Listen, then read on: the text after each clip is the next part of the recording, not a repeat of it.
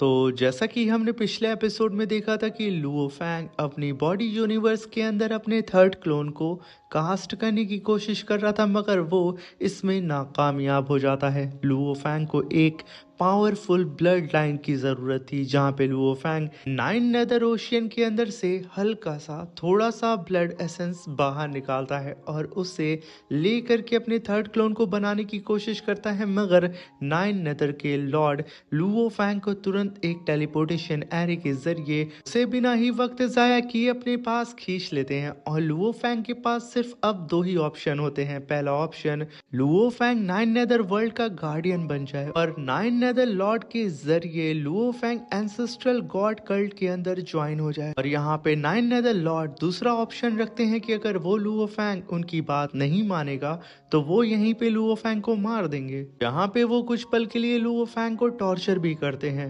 मगर तभी Luo Fang तुरंत वहां पे उनकी इस शर्त को एक्सेप्ट कर लेता है और उनके जरिए एंसेस्ट्रल गॉड कल्ट के अंदर ज्वाइन होने के लिए मान जाता है, जहां पे nine nether lord Luo Fang को अपने पास से एंसेस्ट्रल गॉड टोकन देते हैं, जिसके जरिए वो एंसेस्ट्रल गॉड कल्ट से कम्युनिकेट कर सकता है और इस टोकन को लुओ फैंग को वो संभाल करके रखने के लिए बोलते हैं। और अब लुओ फैंग को परमिशन मिल चुकी थी कि वो नाइन नेदर लॉर्ड की ब्लड एसेंस का इस्तेमाल कर सकता था। लुओ फैंग अपनी बॉडी यूनिवर्स के अंदर जा करके उस ब्लड एसेंस का इस्तेमाल करता है, जहां पे गोल्डन हॉर्न बीस्ट अपने क्लोन टेक्निक को परफॉर्म करके उस ब्लड एसेंस को रीशेप देने लगता है और एक एग के अंदर डाल देता है, जहां पे हम देखते हैं कि बहुत ही तेजी से अब वो एग आसपास की कॉस्मिक एनर्जी को अपने अंदर एब्जॉर्ब करने लगता है। बबाता उस एग की फर्टिलिटी को देख करके कहती है कि लुओ फैंग लगभग 600 साल लगेंगे इस एग को पूरी ही तरीके से इवॉल्व होने में, तुम्हारे थर्ड क्लोन को बाहर आने में। मगर तभी वहां पे लुओ फैंग को एक मैसेज आता है एंसेस्ट्रल गॉड कल्ट की तरफ से, के लिए लुओ फैंग की जो सिग्नेचर एनर्जी होती है उससे ही मिलता जुलता एक एंशियंट कॉस्मिक ट्रेजर भी उसी एरिया के पास में मौजूद होता है। लुओ फैंग बबाता के साथ उस मिस्टीरियस से ट्रेजर को हंट करने के लिए चला जाता है और कई सारे अदर कल्टीवेटर से पहले लुओ फैंग उसे हासिल भी कर लेता है, क्योंकि लुओ फैंग के पास अब सपोर्ट होता है एंसेस्ट्रल गॉड कल्ट का, जो कि अपने आप में ही बहुत बड़ी बात थी। वहीं पे जब लुओ फैंग के बारे में किंग फी जिंग को पता चलता है कि Luo Fang nine nether world के अंदर से जिंदा बच के बाहर आ चुका है और साथ में वो एंसेस्ट्रल गॉड कल्ट में ज्वाइन हो चुका है, एक मेंबर बन चुका है उसका, और साथ में लुओ फैंग के हाथ में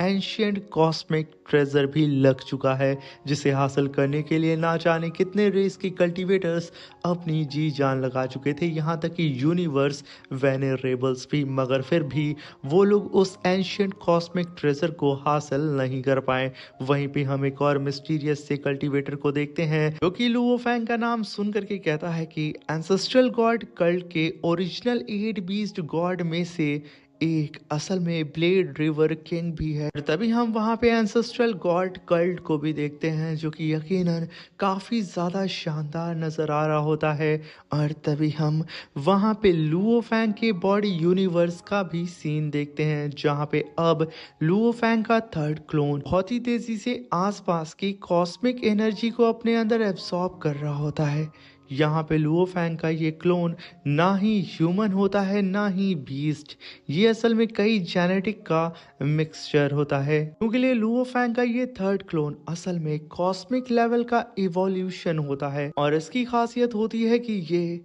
गोल्डन हॉर्न बीस्ट से काफ़ी ज़्यादा विशाल होता है और साथ में ये एक इमॉर्टल होता है। इसे कोई मार ही नहीं सकता है, अगर ये मरेगा तो ये दोबारा से जिंदा हो जाएगा। अगर आसान शब्दों में कहा जाए तो क्योसिटी लॉर्ड एक इमॉर्टल और अब उनका डिसाइबल भी एक इमॉर्टल बनने वाला है। यूगिले लुओ फैंग के थर्ड क्लोन के अंदर पूरा का पूरा नाइन अदर एक ओशियन ही समा चुका है। अगर मारोगे तो ओशियन के अंदर से एक और थर्ड क्लोन बाहर निकलेगा। वहीं पे जो लुओफैंग ने एंशियंट कॉस्मिक ट्रेजर को हासिल किया था अपने थर्ड क्लोन के लिए, बवाता उसकी स्पिरिचुअल ऑरा को देख करके, उसके कॉस्मिक ऑरा को देख करके कहती है कि मैं अपने मास्टर के साथ कई यूनिवर्स को घूम चुकी हूँ। ना जाने कितने सालों तक मैं इधर उधर घूमी हूँ, मगर फिर भी ऐसी टेरिफाइंग पावर को मैंने आज तक